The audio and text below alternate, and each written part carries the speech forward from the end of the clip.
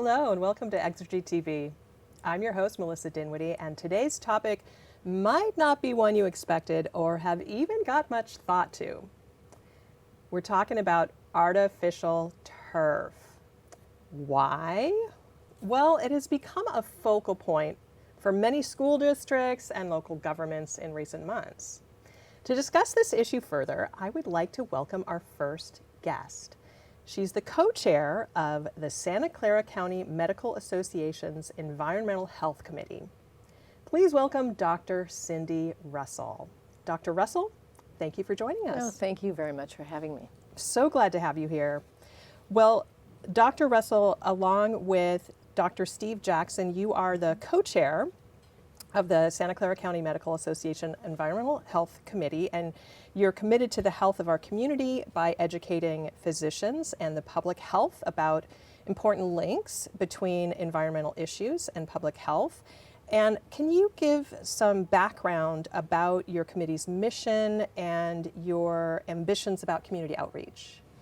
Yes, so our Environmental Health Committee has been around for many years, for 40, 50 years, and I've been a member of that committee for about 30 years. And throughout that time, our mission has always been to look at environmental and effects and environmental issues and really work toward improving the environment for the health and safety, as you pointed out, of the community. So we've worked on a number of issues over the years. Our committee members have worked on noise abatement. We've worked on the pesticide issue with the pesticide ordinance in Santa Clara County. We've worked with the California Medical Association to try to introduce policy that would improve environmental health and thus public health. So we've done many things, and we hope to involve the community more in this issue, and the artificial turf issue has really been one to do that. Excellent. Well, let's get right to that issue. I know that you did some research about artificial turf, and you wrote a phenomenal 18-page letter to the Saratoga and Fremont Union High School district boards.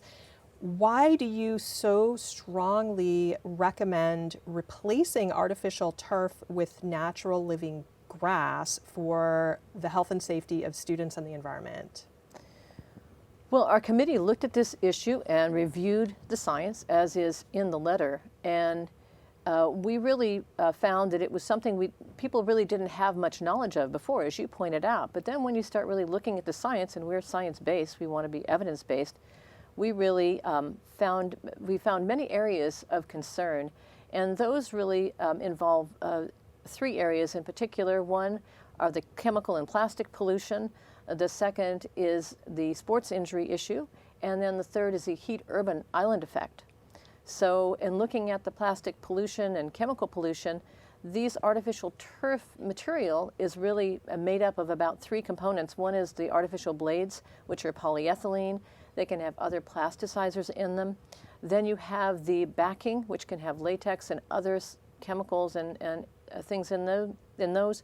And then you also have the infill, which is the cushioning in the artificial turf. Initially, they didn't have cushioning in the artificial turf, and they had a lot more concussions, and so they thought, we're going to have to go ahead and put filling in, and they use crumb rubber, as it's affectionately known, but it really is just chopped up and ground tires. So there's a lot of concern because these tires have dozens and dozens of chemicals which are hazardous and are toxic. And they haven't done all the research on it, but if they look at the individual chemicals, many of them are considered substances of high concern in terms of their effects on human health and the environment. So that's just one, is the infill, and they're trying to use more natural methods, but there's still other issues with regards to those. One of the key problems that they've found in artificial turf is this persistent chemical called PFAS, which are a group of chemicals, about 4,000 chemicals. They're polyfluorinated alkyl substances, and they are very resistant to breakdown. So they just stay in the environment for years and years and decades, and they don't break down, but they bioaccumulate in humans and plants and animals. They contaminate soil and water, and they are found everywhere. There was a study of breast milk, and they found in this one study, they found 100% of the samples of breast milk contained polyfluorinated substances. And they have been, and they found the same thing in placenta, in newborns, they have PFAS. It's one of the chemicals that they study now. And these Teflon substances are, they're similar to what you see for stain resistant. They put them on your Teflon pans that people used to use, but there's different chemicals they're using now, but there still are nonstick options, and they're used in pizza boxes and various and sundry other things. Just hundreds and hundreds of consumer items they're used in, but they're also found on artificial turf fields. So there's a huge concern that these turf fields are out there, the fluorinated substances, they are washed into waterways, into storm drains, and they can bioaccumulate in the fish, and then we eat the fish, and it just becomes, it increases the cycle of pollution. So the polyfluorinated substances are one, major issue that we're concerned about in artificial turf. The other problem with this artificial turf is that you've got a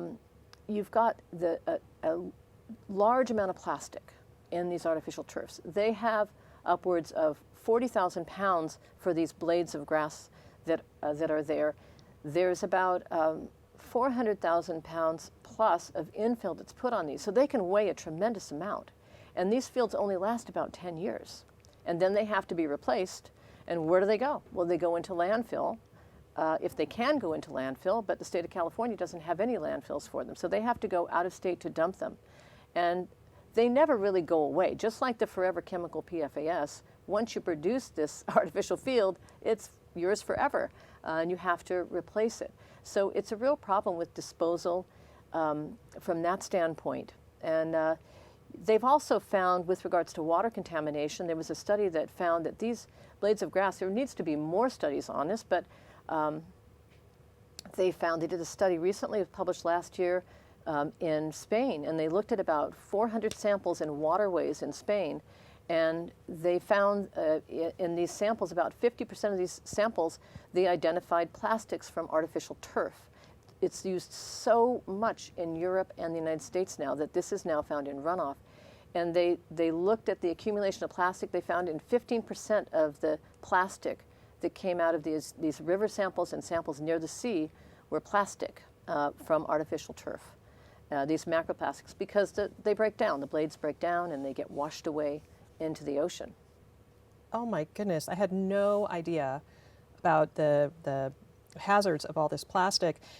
What about, I know that when artificial turf was being, sold to us as a solution, one of the advantages has always been, seemed to be water use, because we don't have to water the lawns. Right. What about that as an argument for continuing to use artificial turf? Well, the issue is that, the water issue, there is more water that is used in a typical grass turf. However, there are new methods of using different kinds of turf that are more drought resistant, so you don't have to use as much water.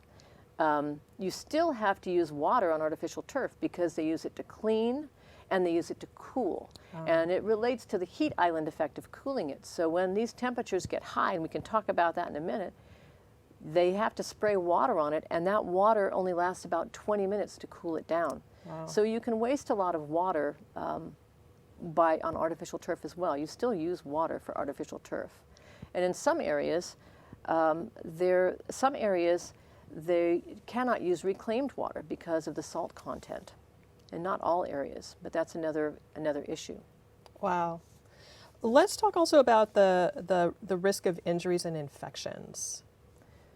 So with regards to that, we looked at joint injuries and so forth. There are abrasions, and they have joint and ankle injuries. There's some good studies. There's mixed studies, but there's some good studies that have shown an increase in joint and especially knee and ankle injuries, lower extremity injuries in high school athletes. This is a Case Western study, showed a 58% increase in injuries.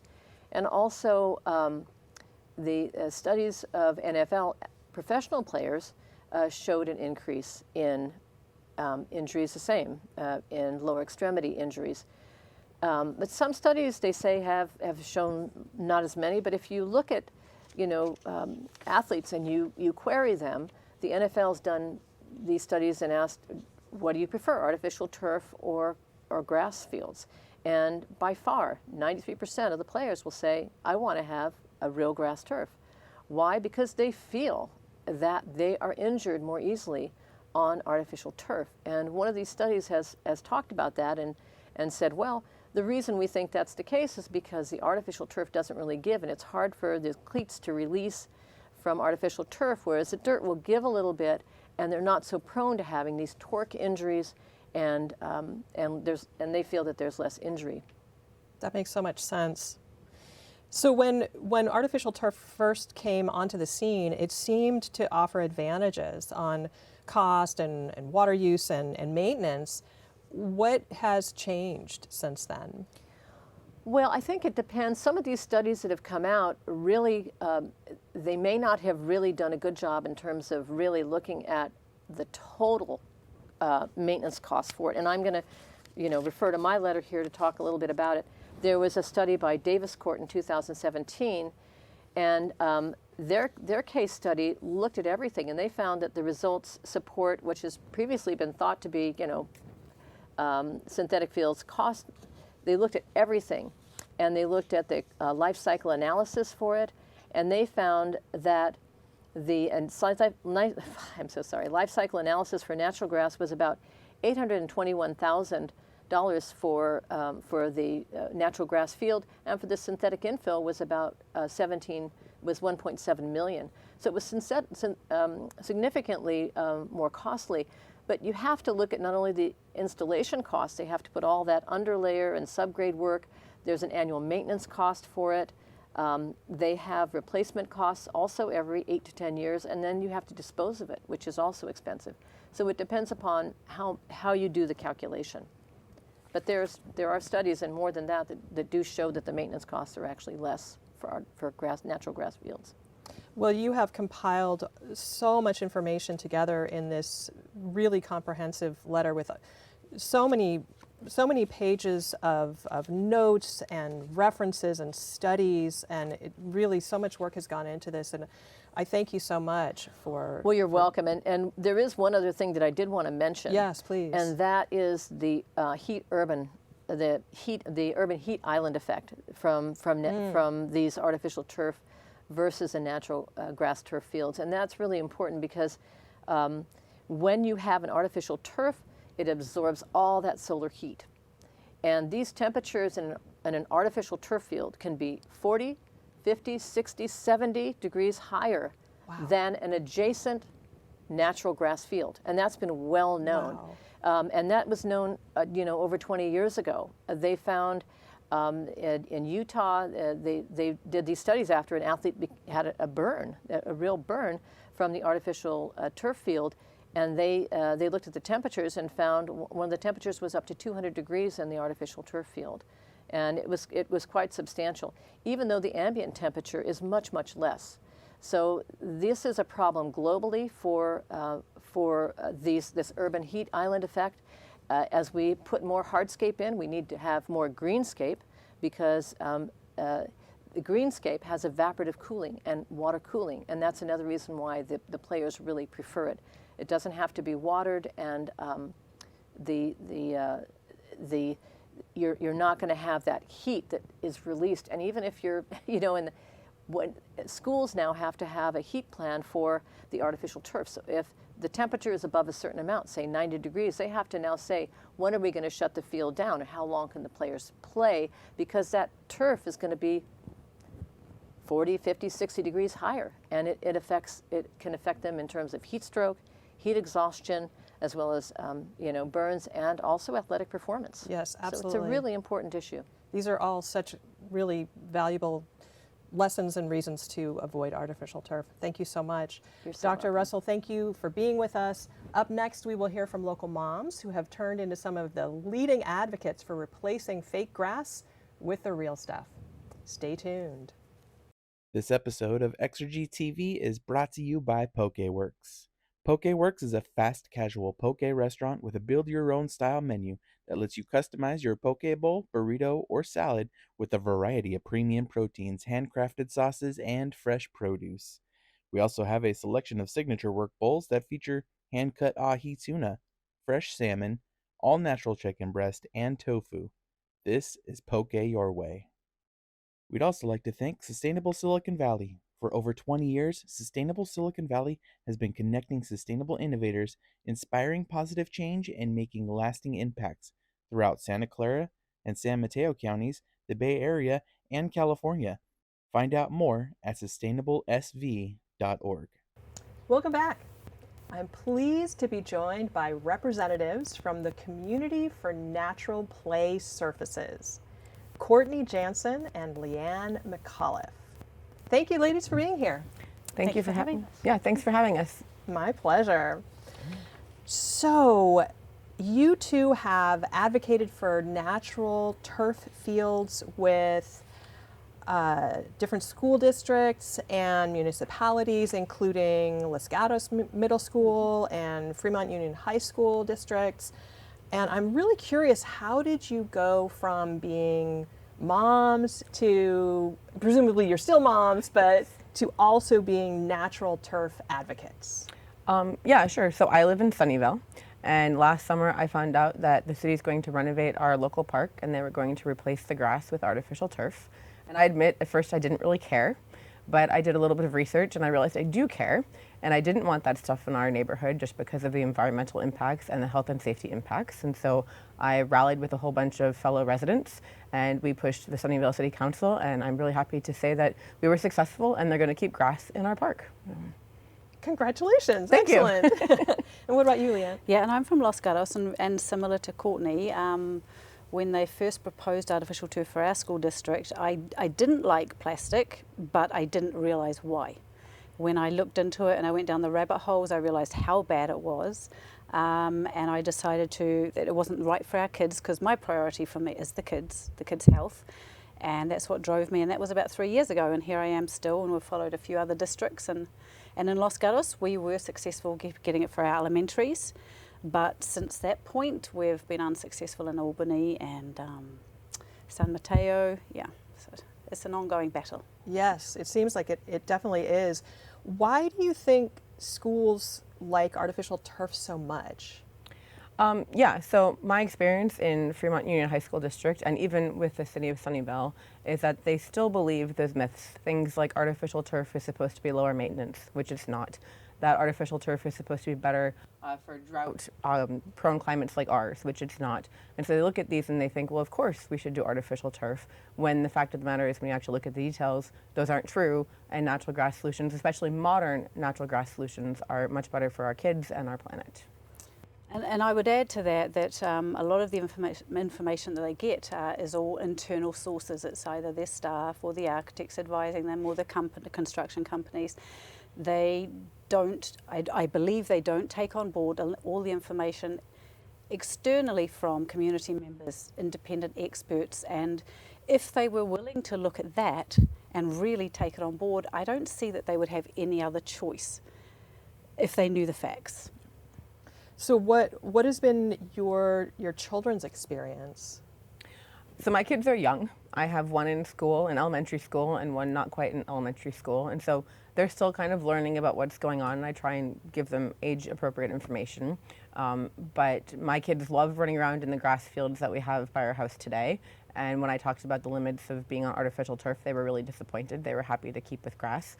And in the high school district, my son keeps asking, like, why? Why would people put plastic on the ground? And, you know, he doesn't quite get it. So.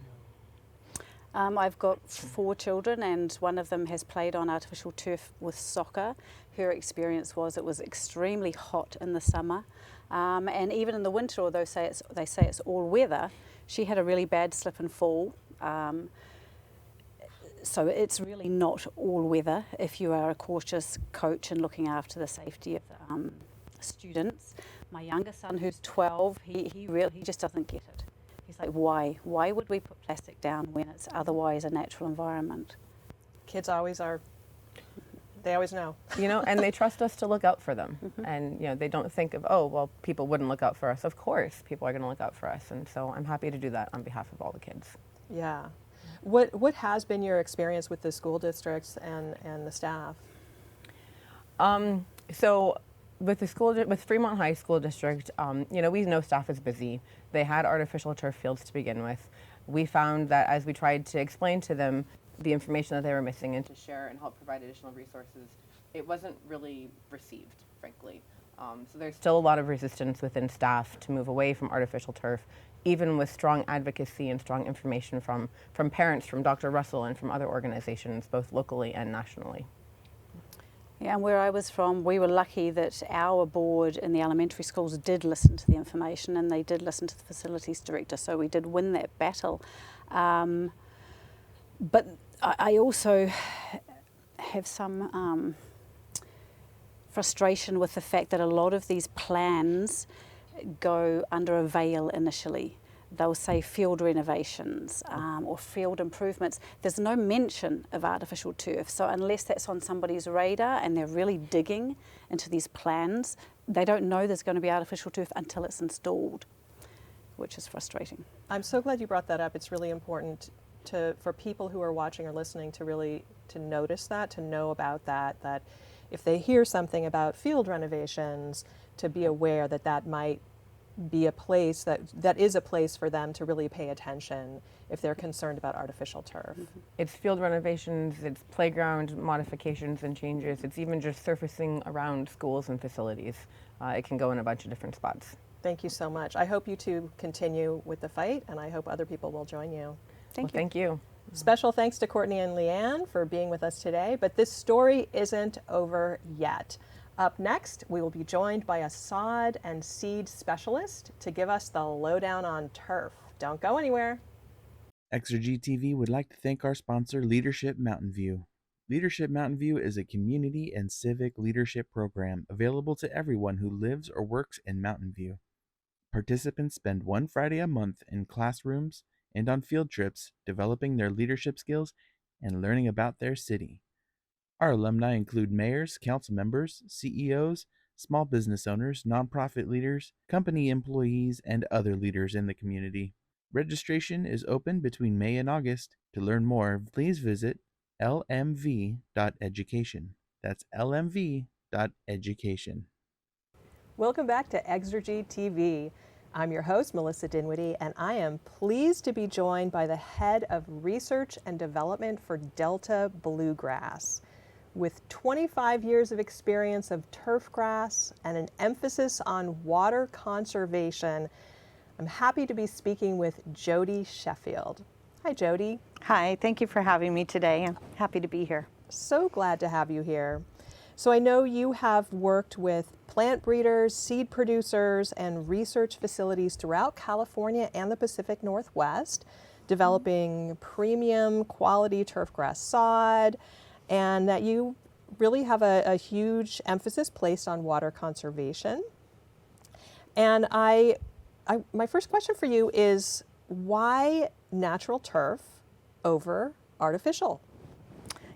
Well, that's a great question. And I have been just blessed to be involved in this industry from when I was in my 20s until now I'm 60. So I've seen the evolution of natural turfgrass species from pasture grasses to what they refer to as turf type grasses to now elite improved hybridized varieties that we're introducing to the market. And so as that evolution has occurred, grasses have become improved, yet along with that has been the introduction of non-natural grasses, synthetic turf.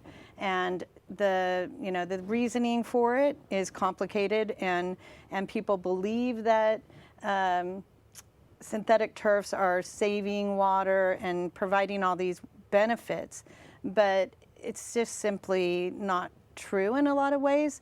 I think every place there's a purpose to have things, but natural grasses are not just able to provide a better, softer, playable surface and for athletics, but grasses actually produce oxygen for us to breathe. They purify and recharge our groundwater systems. And when you cover all of that with base rock and plastic, you're destroying the whole ecosystem of our soils beneath that. And not just that, but washing toxins through our water systems, and that's a concern. So I think Dr. Russell talked a lot about the injury component of synthetic turf versus natural turf, and how dirt and soil underneath the grass moves with our bodies as we're pivoting on a playing field. And there's a lot of dangers within synthetic turf grass of that hardening of the surface. It's not just the turf degrades over that 8 to 10 years that they say it'll be there. It's also that hardening of the ground underneath is a big concussion. You know, it's not just our lower extremities, it's the heads of our children, and not just our children, but grown athletes that are experiencing a highest level of concussion in recent years. Yeah. And it's all can be related to that hardening of those fields. Yeah. Such a good point. And then let's talk about the costs. What does natural turf installation cost versus artificial or synthetic turf? Right. So starting off from a bare ground situation, you're going to put in the first field. A natural grass, turf grass field would cost approximately $150,000. I'm sorry, yeah, $150,000. Synthetic is well over a million. There's wow. numbers inside of Dr. Russell's report as well, but just from a standpoint of Delta Bluegrass's sports turf division, our manager Steve Abella just replaced the Giants field. It's all natural turf, but we just put in the field there with an innovative new turf grass option, and it was, approximately the cost of doing not specifically that field, but a field is around $150,000 versus. Wow. So you can turn a field every year, a new field every year, for the same cost as putting in synthetic turf. Amazing. And how often would you do that? How many natural turf fields would you need in what is a lifespan of an artificial turf field is maybe 8 to 10 years, something like that? And They say the artificial fields will last 8 to 10, and that's pushing it, I think. But it depends on the level of play on that natural turf field. There's a lot of variables, but talking as the gals talked about earlier, a elementary school level of play versus going to the San Francisco 49ers field, Sure. there's going to be different lengths of time that they can have a field last. But a conventional, traditional high school field, you should be able to replace that, or shouldn't need to replace that, for anywhere from 3 to 5 years if it's Wow. managed properly. wow, Has a that's good maintenance program. significant. Yeah, so you're doing it twice for 300,000 versus millions. Yeah, yeah. Yeah. So what about, Jodie, what about water use and chemicals?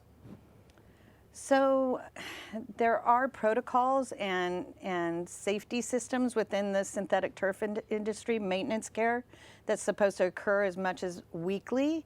But just talking to the numerous customers that I have that manage synthetic turf grass from a collegiate level all the way down to a high school or elementary level, they rarely go in and apply the disinfectants and the products that are supposed to clean up that synthetic field ever. The college said they do some type of peroxide product twice a year, but that's mainly put in to control algae in the field.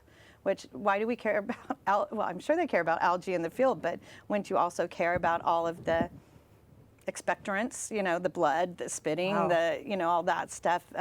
Most fields have water availability to them, systems that can apply those products through the fertigation or through the irrigation system. But most schools, I would be anxious to know exactly what they do to manage their fields. What about chemicals on the natural grass? Are there chemicals that might be harmful to humans that are used on natural turf? Yes, but all of them are, FDA approved, and they're products that are used or have been used in the industry for years. Most of them can be equated to the same level as us taking Tylenol, what you need to put on a field to keep it healthy and growing. Again, that is a maintenance side, an application that has to be done by your maintenance people, and they seem to be skipped by the synthetic industry. You know, they're not treating the fields as they should. Interesting. So tell me what's new with grass athletic field R&D? Okay, well, there's been a huge switch in the market toward warm season turf. And so what is warm season turf? That's your hybridized Bermuda grasses. And you hear Bermuda and you think, oh my gosh, I hate Bermuda. I pull it out of my garden and I'm chasing that daisy chain and the nodes are this far apart. Well, hybridized Bermuda grasses have been used by the golf industry for many years. And the nodes are really tight together. The leaf blades are more uniform and fine textured. And because Bermuda grass is both rhizominous and stoloniferous, it grows below the ground and above the ground. You get a nice layer of leafy blades above the ground, often called thatch, but it's a cushion that provides a beautiful surface for playing. And I mentioned we had just replaced the Giants field, and that was with hybridized Bermuda grass.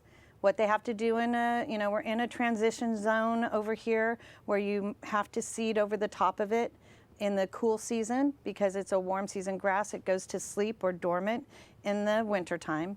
But you simply overseed it with, again, innovative products that have been plant bred through natural plant selection. I was asked about that.